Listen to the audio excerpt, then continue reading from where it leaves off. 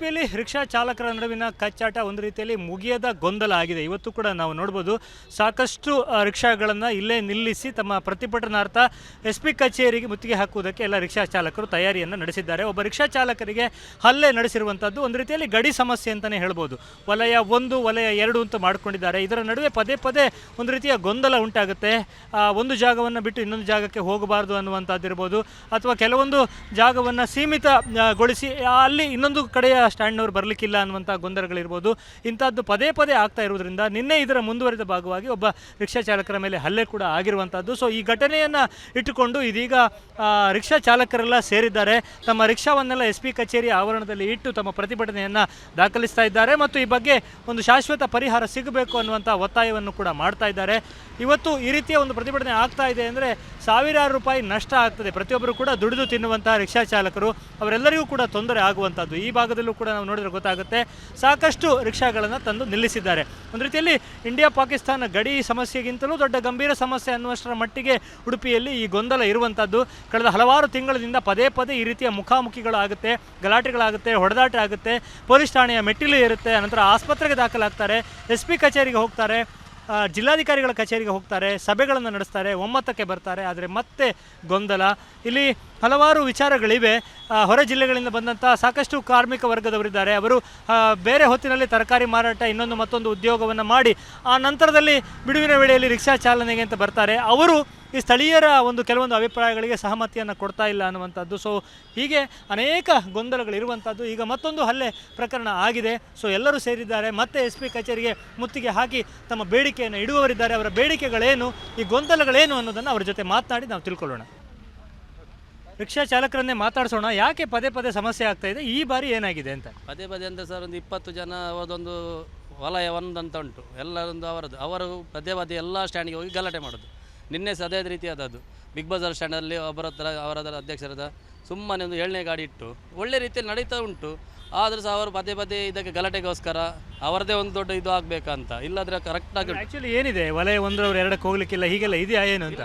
ಒಂದು ವಲಯ 2 ಉಂಟು, ಆದರೆ ವಲಯ 2ನವರು ಈಗ ಸಿಟಿಯಲ್ಲೇ ದುಡಿತಾ ಇದ್ದಾರೆ. ನಾವೇನು ಮಾತಾಡ್ಲಿಕ್ಕೆ ಹೋಗೋದಿಲ್ಲ. ದುಡಿಯೋರಿಗೆ ಜಾಗ ಇಲ್ಲ, ದುಡಿಲಿಲ್ಲ ಅಂತ ಸುಮ್ಮನೆ ಇದ್ದೆ. ಅವರನ್ನು ಹೊರ ಕಳಿಸಿದ್ರೆ ಅವರು ಎಲ್ಲೇ ಹೋಗಿ ದುಡಿಯೋದು.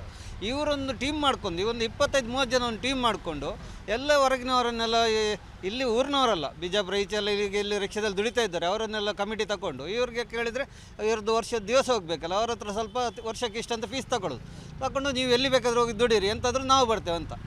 ಇವರು ಅಲ್ಲೆಂತ ಮಾಡ್ತಾರೆ, ಹೋಗಿ ಗಾಡಿ ಇರುವಾಗ ಎಲ್ಲ ಇಡ್ತಾರೆ. ಈಗ ಒಂದು ಸ್ಟ್ಯಾಂಡ್ ಅಂತ ನಗರಸಭೆ ನಮಗೆ ಲಾಸ್ಟ್ ಟೈಮ್ 34 ಸ್ಟ್ಯಾಂಡ್ ರಿಜಿಸ್ಟರ್ ಮಾಡಿ ಕೊಡುವಾಗ ಒಂದೊಂದು ಸ್ಟ್ಯಾಂಡಲ್ಲಿ ಇಷ್ಟಿಷ್ಟು ಗಾಡಿ ಮಾಡಬೇಕಂತ ಕೊಟ್ಟಿದ್ದಾರೆ. ನಮ್ಮಲ್ಲಿ ಈಗ ಅದೇ 3 ಪಟ್ಟು ಜಾಸ್ತಿ ಆಗಿದೆ.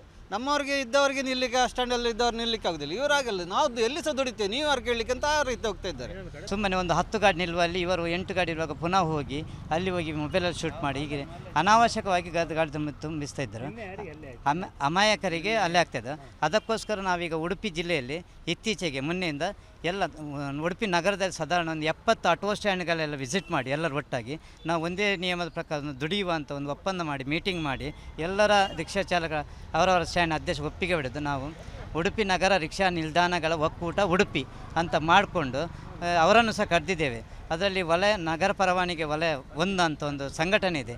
ಅದರಲ್ಲಿ ಕೇವಲ ಒಂದು 20 ಜನ ಮತ್ತು ಒಂದು 30 ಜನ ಹೊರ ರಾಜ್ಯದಲ್ಲಿದ್ದಾರೆ.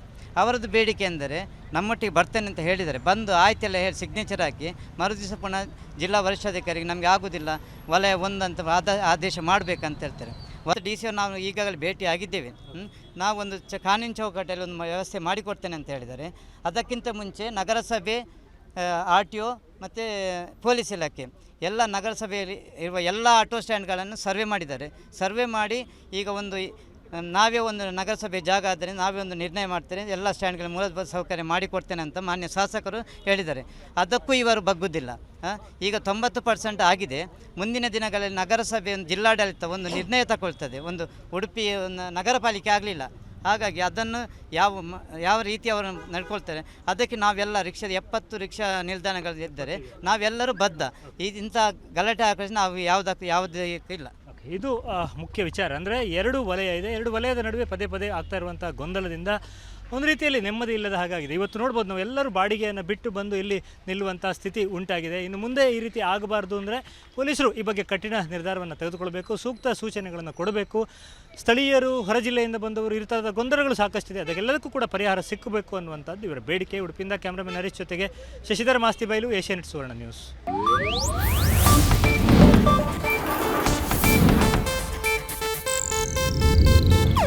ಇದು ಏಷ್ಯಾನೆಟ್ ನ್ಯೂಸ್ ನೆಟ್ವರ್ಕ್ ಪ್ರಸ್ತುತಿ.